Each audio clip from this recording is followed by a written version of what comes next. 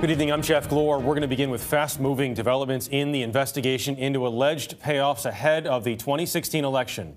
Today we learned President Trump's money man for more than 4 decades was granted immunity for providing information about Michael Cohen, Mr. Trump's former lawyer and fixer. He joins a growing list of the president's inner circle who have cooperated or are cooperating with federal prosecutors. Weijia Jiang is traveling tonight with the president in Ohio. Today, President Trump ignored questions about his longtime money man, Alan Weisselberg, who spoke to federal prosecutors in exchange for immunity in the case that led to a plea deal for the president's former fixer, Michael Cohen. Cohen said before the 2016 election, Mr. Trump directed him to pay hush money to 2 women, porn star Stormy Daniels and Playboy model Karen McDougal, to conceal their alleged affairs. In a phone call that Cohen recorded, the pair talks about Weisselberg handling payment to McDougal. And I've spoken to Alan Weisselberg about how to set the whole thing up with funding. Yes. Weisselberg, the Trump Organization chief financial officer, has had ties to the Trump family for more than 40 years.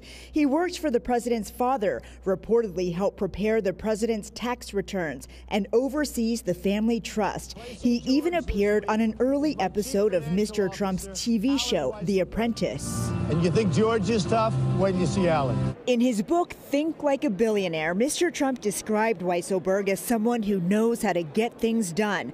Weisselberg is the latest member of the president's inner circle to cooperate with federal investigators.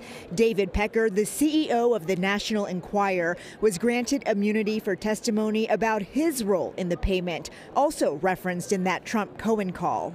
I need to open up a company for the transfer of all of that info regarding our friend David. CBS News has confirmed Pecker had a safe containing damaging documents and stories about Mr. Trump, part of a common practice known as catch and kill.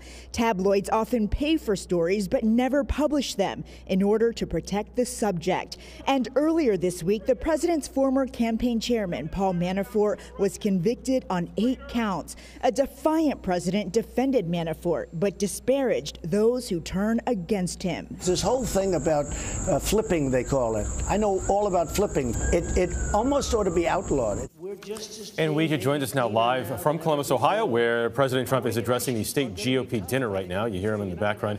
Weijia, I know we've talked to a number of former prosecutors today. How concerned should the president be about these grants of immunity?